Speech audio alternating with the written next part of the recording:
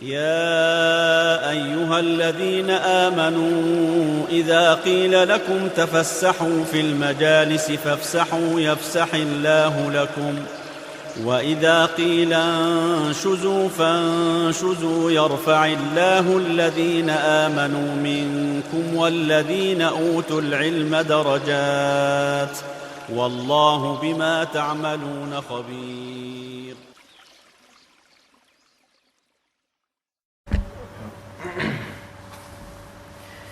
Bismillahirrahmanirrahim. Alhamdulillahirabbil alamin wa bihi nasta'in ala umuri dunya waddin. Wassalatu wassalamu ala asyrafil anbiya'i wal mursalin wa ala alihi wa sahbihi ajma'in. Allahumma ja'alna minal 'amilina bima 'allamtana. Subhanakallahumma la ilma lana illa ma 'allamtana. InsyaAllah kita melanjutkan kajian syarah Thalathat al-Usul, dan pada kali ini kita memulai dari kalimatnya Syekh Utsaimin rahimahullah. Wa idza kana Allahu la yarda bil kufri wa syirk fa inna al-wajiba 'al mu'min an la yarda bihima.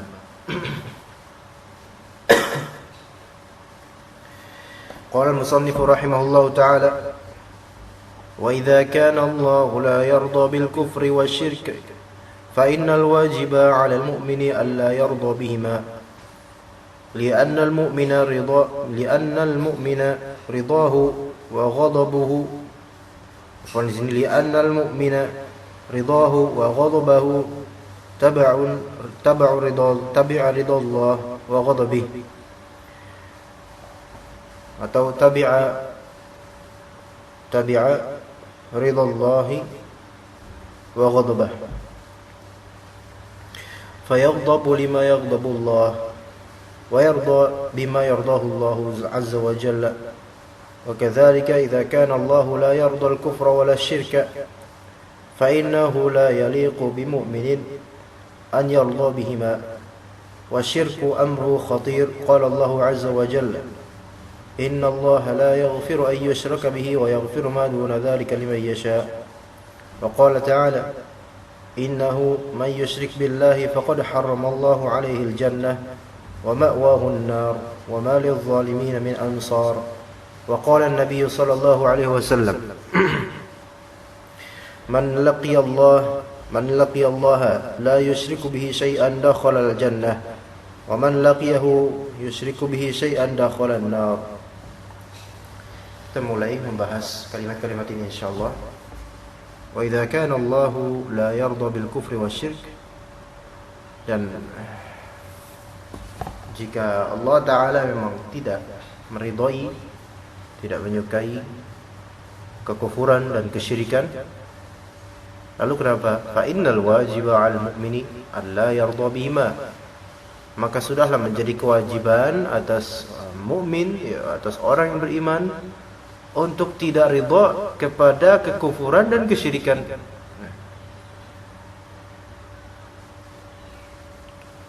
Seorang mukmin tidak boleh ada keridhaan di qalbunya terhadap kekufuran yang terjadi.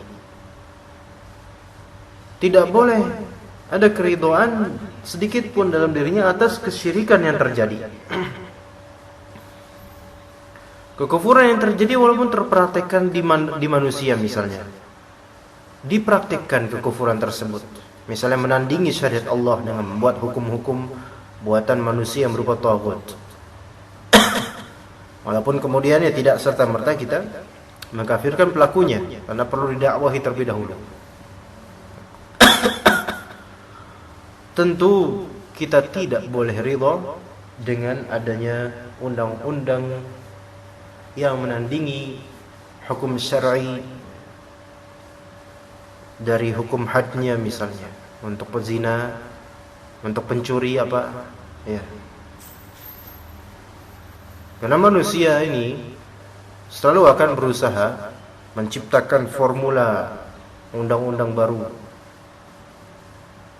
ya, yang akan menandingi undang-undang dari Allah Azza wa Jalla. Dan yang pastinya undang-undang buatan manusia memiliki kekurangan di sana dan di sini dan akan memiliki perubahan ke sana dan kemari. Tapi tentu kita layak untuk mendoakan orang-orang yang masih jahil, baik di kalangan bawah ataupun di kalangan atas. Juga kesyirikan yang terjadi baik di kalangan bawah atau di kalangan atas. Kesyirikan yang terjadi yaitu ketika seorang yang muslim ya, dia memakai atribut-atribut yang menunjukkan bahwasanya dia mengharap, roja, meminta pertolongan, meminta bantuan kepada yang diyakini atau dianggap penghuni dari atribut tersebut seperti cincin atau yang lain. Ini tentu kesyirikan. Kita tidak boleh meridhai, menyukai hal seperti ini. Ya. Ketika ada rasa suka dengan hal seperti ini, maka keimanan kita ini langsung kropos. Fana'udzubillah. Sehingga wajib bagi seorang mukmin untuk tidak ridha dengan kekufuran dan dengan kesyirikan. Kenapa? Kenapa ya ikhwah? Kenapa? Kenapa seorang mukmin tidak boleh ridha kepada kekufuran dan kesyirikan? Li'anna al-mu'mina ridahu wa ghadabahu tabi'a atau bisa taba'u ridallahi wa ghadabihi. Karena seorang mukmin ridhonya dan marahnya, ridhonya dan murkanya itu mengikuti bagaimana Allah Ta'ala ridha dan bagaimana Allah murka. Ya. Kalau Allah ridha terhadap hal tersebut, maka kita wajib untuk meridhai. Ya. Kalau Allah Ta'ala ridha terhadap para sahabat, maka kita harus ridha kepada para sahabat. Ya. Kalau Allah Ta'ala memurkai orang-orang munafikin dan memurkai orang-orang ahli kitab yang tidak masuk Islam, maka wajib bagi kita untuk murka terhadap mereka. Tetapi banyak dari pintu-pintu ini yang kita sendiri belum bisa untuk menjauh darinya. Allah musta'an, terutama kalangan anak-anak muda. Ya. Betapa sekarang kita ini dihadapi dengan problematika anak-anak muda kita ini banyak yang lebih condong kepada gaya kebaratan dibandingkan dengan bagaimana mempraktikkan Islam dalam kehidupan sehari-hari. Dengan alasan bahwasanya gaya tersebut itu indah, cakep, ganteng, keren ya. Itulah dunia.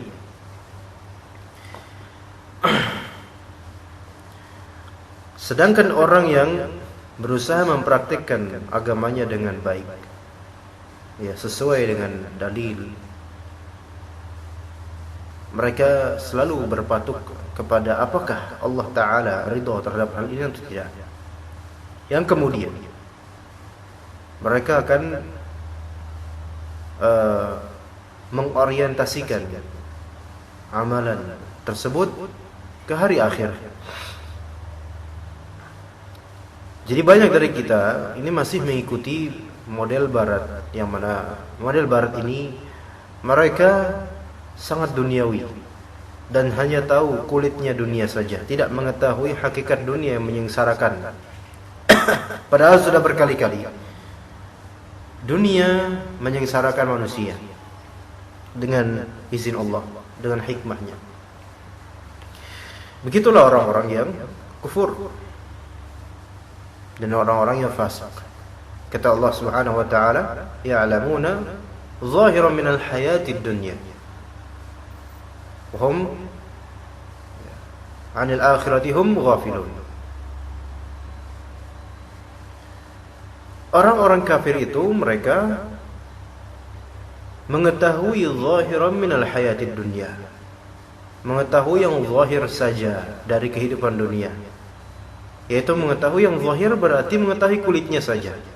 Sedangkan hakikat sebenarnya dunia justru orang-orang kafir itu tidak tahu. Orang-orang materialistis dan yang terseret arus budaya globalisasi, mereka tidak tahu hakikat dari dunia itu sendiri. Ya. Siapa yang mengetahui kemudian hakikat sebenarnya dunia? Orang-orang yang beriman. Orang-orang yang beriman, yang memiliki ilmu hakikat dunia yang rendah. Yang kata Nabi sallallahu alaihi wasallam bahwasanya ya, dunia itu tidak lebih hina dibandingkan dengan bangkai kambing. Ya. Maka janganlah kita mengikuti kekufuran, kebodohan yang ada pada orang-orang barat. Kalau yang terjadi sekarang itu disebabkan apa? Zukhrufal hayatid dunya, perhiasan-perhiasan dunia. Karena Allah Ta'ala memberikan karunia kepada banyak dari orang barat itu kebaikan di sisi fisik, zahirnya. Mereka lebih putih daripada keumuman manusia lainnya. Mereka lebih tinggi, yang laki-laki lebih tampan, yang perempuan lebih ganteng, yang perempuan lebih cantik. Iya. Itu yang dilihat oleh kita sebagai orang yang Allah karuniakan tapi tidak sesempurna mereka. Kemudian kita ikut-ikutan mereka karena terpesona dengan penampilan zahirnya. Seandainya kita mau membelah dan membedah satu persatu dari akhlak orang-orang barat, akhlaknya, kehidupan sehari-hari mereka, maka demi Allah kita akan menemukan kejijian yang sangat. Dan ketika seseorang terpesona dengan budaya orang-orang barat, maka akan mengikuti akhlaknya orang barat tanpa disadari, kemudian akan menjadi lebih buruk dan lebih kebinatangan daripada mereka. Fa na'udzubillah. Orang barat yang kita maksud tentu adalah orang-orang kafir, bukan orang barat yang muslim, yang semoga Allah Ta'ala mempersatukan kita dan mereka di surganya. Allahumma amin. Jadi ikutilah Allah dan Rasulnya ya, sebagai barometer kebenaran, bukan mengikuti zahir dari gaya orang barat. Kemudian wa kadzalika idza kana Allah la yarda al-kufra wala asy-syirka fa innahu la yaliqu bimu'minin an yarda bihima. Dan oleh karena itu, kalau Allah Ta'ala tidak meridai kekufuran dan tidak pula meridai kesyirikan, maka la yaliq, tidaklah pantas bagi orang beriman an yarda bihima, untuk ridha kepada keduanya. Sangat tidak pantas. Seorang beriman kepada Allah tapi dia ridha kepada kesyirikan, sangat tidak pantas. Bahkan ditakutkan dia juga dicap oleh Allah sebagai orang musyrik. Karena apa? Ridha terhadap kesyirikan. Allah musta'an. Kenapa? Wasyirku amruhu khatir. Karena kesyirikan itu, perkaranya itu bahaya, besar bahaya, dan setiap insan selalu diusahakan oleh iblis dan bala tentaranya yang lemah untuk apa? Untuk berbuat kesyirikan. Na'udzubillah minasyirik. Untuk selalu berbuat kesyirikan. Maka wasiat kita terhadap diri kita dan juga kaum muslimin, selalulah kita belajar akidah, selalulah kita belajar tauhid. Jangan berhenti dari dirasat tentang tauhid, karena untuk mengingatkan di dalamnya terdapat banyak tazkirah supaya kita tidak berbuat syirik. Ingat terus, karena kita ini insan, sering lupa.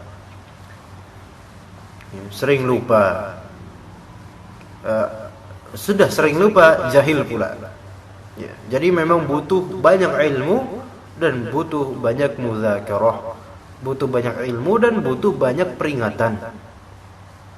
Maka tidak heran kalau misalnya di Al-Quran banyak sekali ayat-ayat atau macam-macam frase yang diulang-ulang oleh Allah Subhanahu wa taala. Itu karena apa? Ya, di antara hikmahnya untuk menguatkan bagi yang telah berilmu dan untuk mengingatkan bagi yang telah lupa dan untuk memberitahu berulang-ulang bagi yang sulit untuk menerima ilmu. Ya, asyirku amruhu khatir, karena saking khatirnya Rasulullah sallallahu alaihi wasallam bersabda, akhwafu ma akhafu alaikum asyirkul khafi. Yang paling aku takuti terjadi pada kalian adalah kesyirikan yang terselubung. Kesyirikan yang terselubung ini Allahul musta'an, tidak mudah untuk mengeceknya, perlu muhasabatun nafs.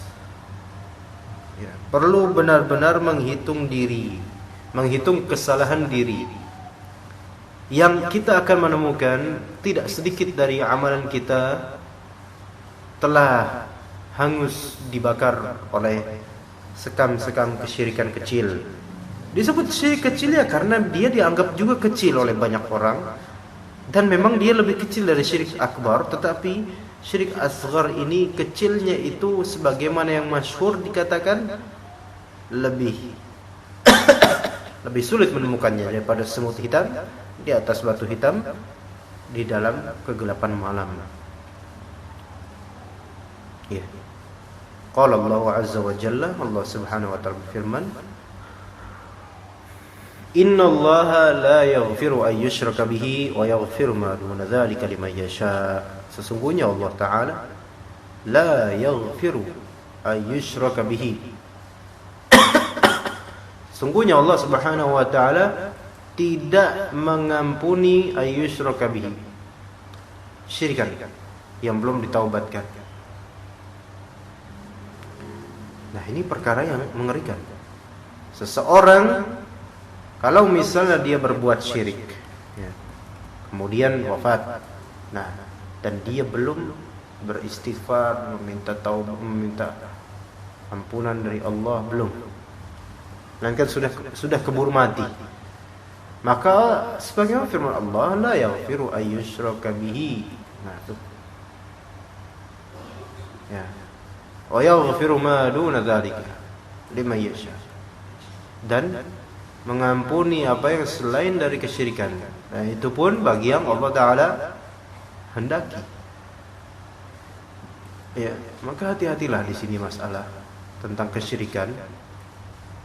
Jangan sampai kita enggak sadar telah berlaku syirik, kemudian wafat duluan, fa na'udzubillah. Wafat duluan, lalu bagaimana nanti? Ya khalas, intah.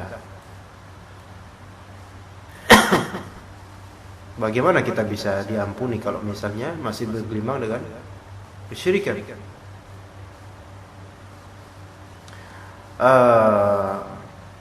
Walaupun di sini para ulama ya berbeda pendapat mengenai apa?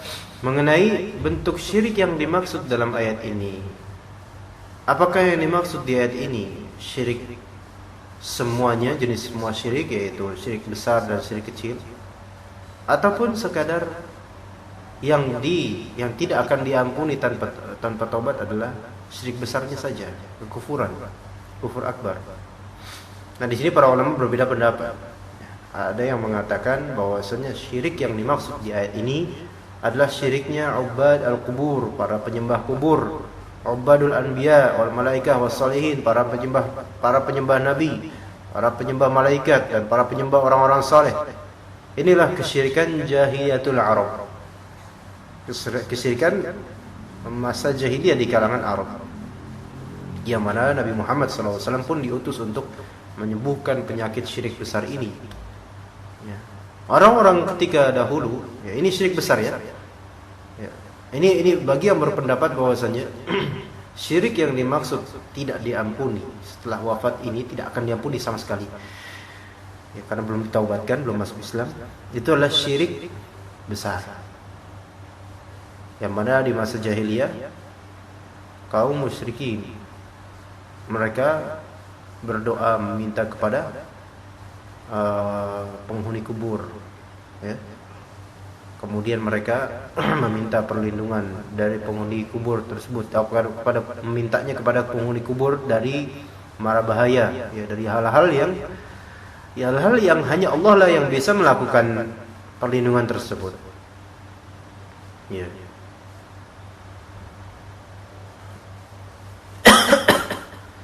Dan ini juga disebabkan kejahilan. Sangat maklum bahwasanya orang-orang musyrikin mereka tidak menyangka, tidak mengira, tidak didoktrinkan bahwasanya para nabi, para aulia, para salihin dan malaikat itu juga menciptakan langit atau bumi. Enggak, mereka enggak menganggap begitu. Mereka tahu bahwasanya yang mereka minta perlindungan padanya itu para nabi, aulia, para wali, salihin, malaikat, juga ada makhluk dari Allah Subhanahu wa taala, makhluknya Allah. Mereka enggak menganggap malaikat itu bisa menciptakan dirinya sendiri atau menciptakan langit bumi, enggak. Ya. Makanya kata Allah Taala di surat Az-Zumar, "Wa la in sa'altahum man khalaqas samawati wal ard la yaqulunna Allah." Dan jika kau berkata, tanya kepada mereka, siapa yang menciptakan langit-langit dan bumi, mereka pasti akan menjawab Allah.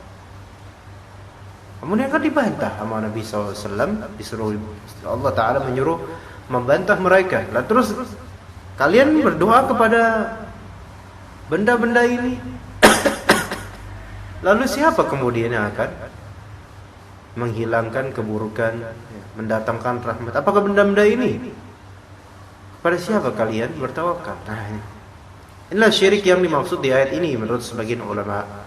Ada sebagian ulama mengatakan bahwasanya karena ayat ini dia nakirah, dan nakirah juga termasuk keumuman juga. Ya. Ini keumumannya itu syirik apapun bentuknya menurut sebagian ulama, dia baik syirik besar dan juga syirik kecil.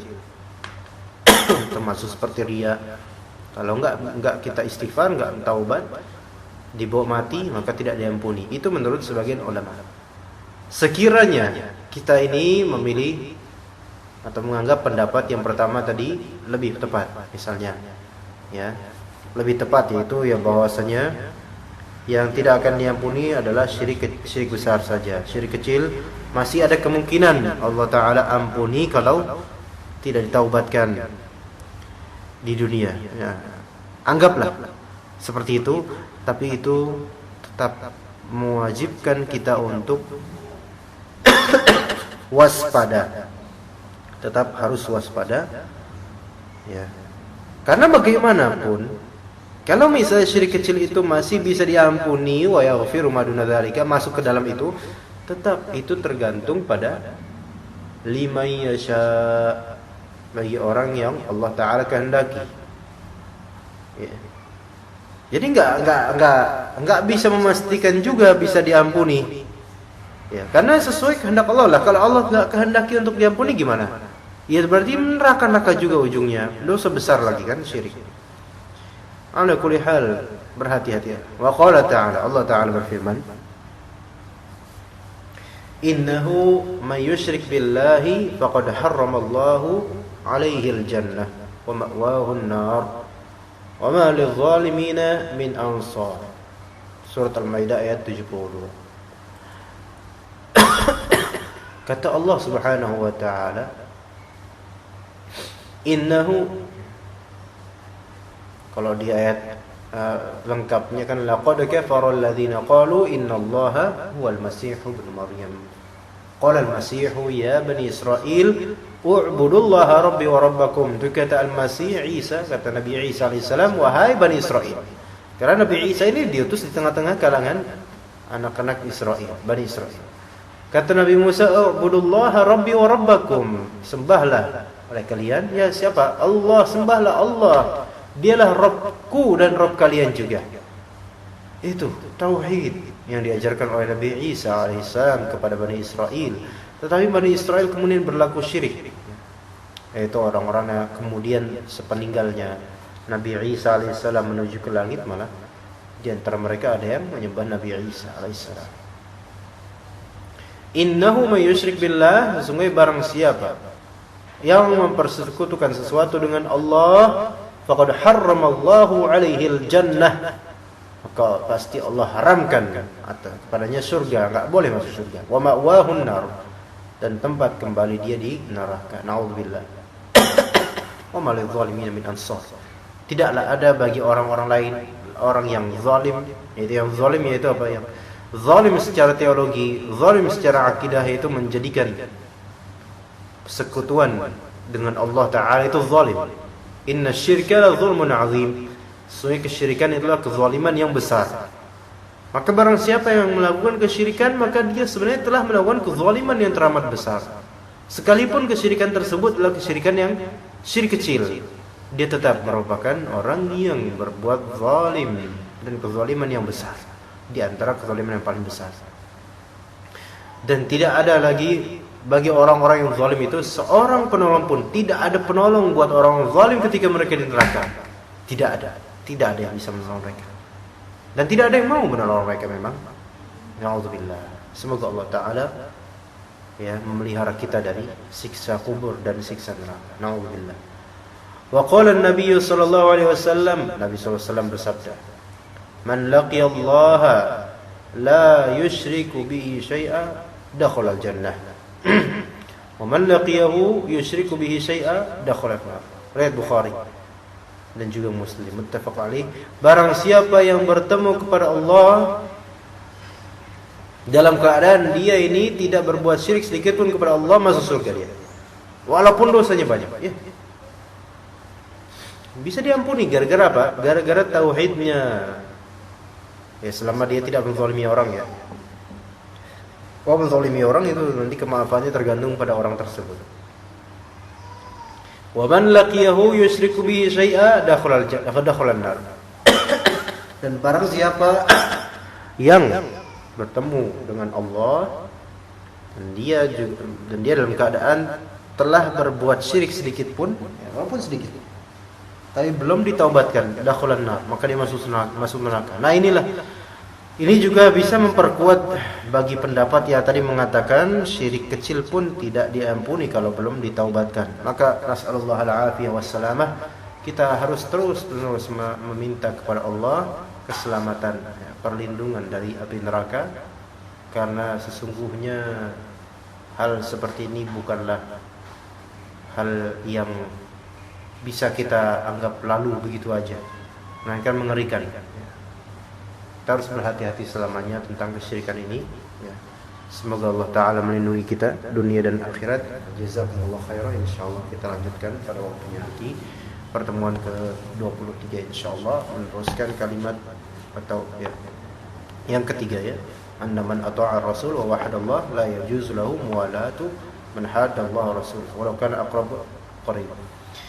Subhanakallahumma bihamdika asyhadu an la ilaha illa anta astaghfiruka wa atubu ilaik. Alhamdulillah rabbil alamin.